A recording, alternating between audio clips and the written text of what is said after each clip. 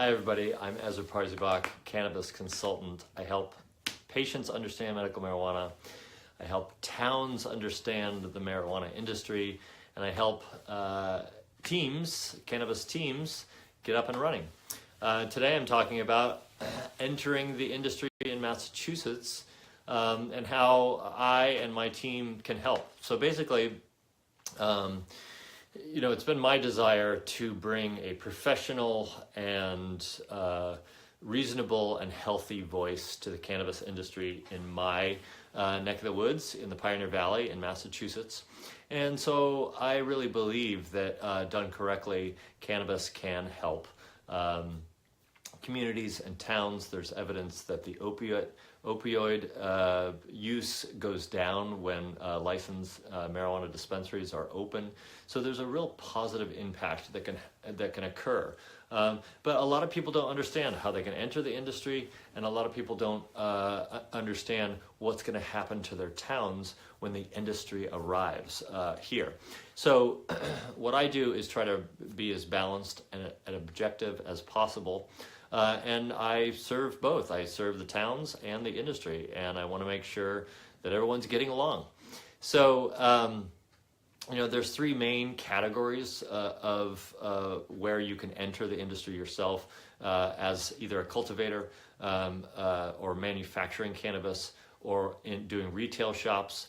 And there's a big category that I don't know anybody who's doing it yet, and that is transportation. So transporting cannabis to and from locations will be a business. That could just require a van and a business plan. So we can help people do that. When you're applying, when you're working, you need a good team. One of the things that my team does is bring teams together. So if you have money and a location, but you don't have a grower or a retail manager and things like that, we try and connect people.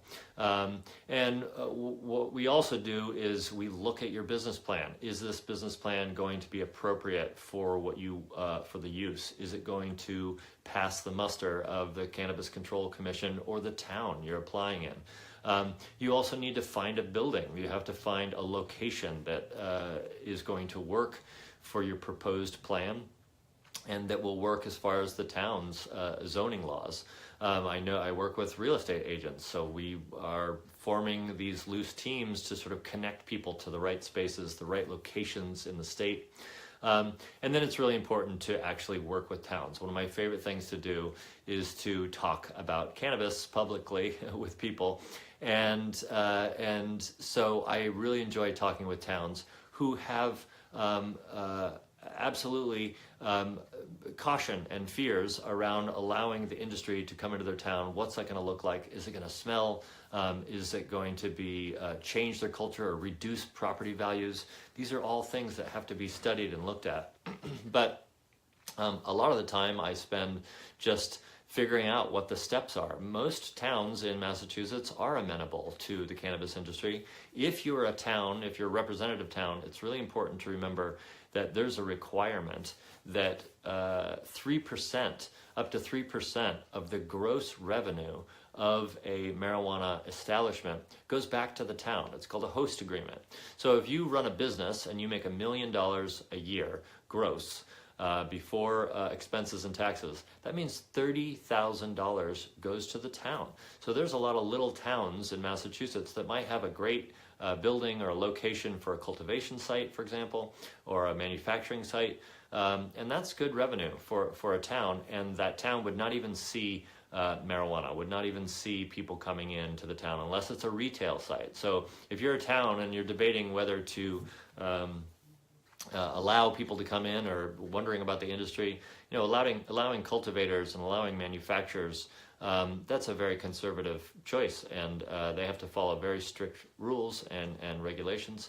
So I help towns determine which teams would be good, and help teams determine what towns to work with.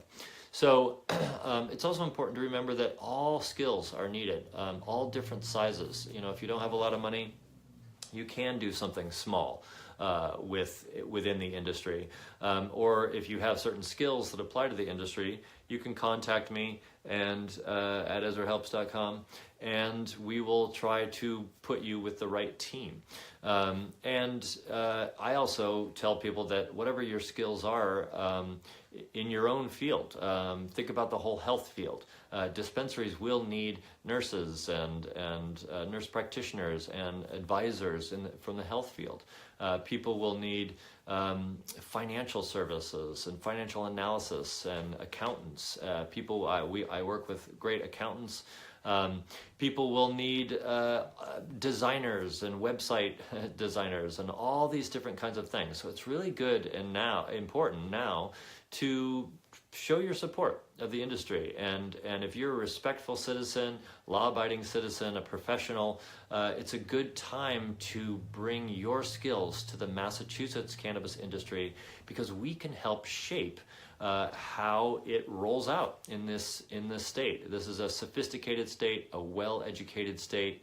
The Pioneer Valley, where I live, is full of people very interested in local, community-oriented, healthy living, a lifestyle that's really conscientious. And I think that cannabis can appropriately fit into that. And that's why it's important for professionals who already live here now to say, hey, look, I'm an insurance agent. I want to provide this service and help teams that I feel are appropriate to get up and running. So that's important. What happens ultimately is you can shape the culture of your town. You can say, wow, I live in this neighborhood, this town. I'm going to bring my team in so that my team can connect with this town. There's going to be a lot of education that's needed. People are going to want to know, geez, okay, here's a marijuana dispensary a couple blocks from me, or I drive by it on my way to work. I want to know about it, and they're going to need education about it. They're going to need guidance about how to use products or when they're appropriate.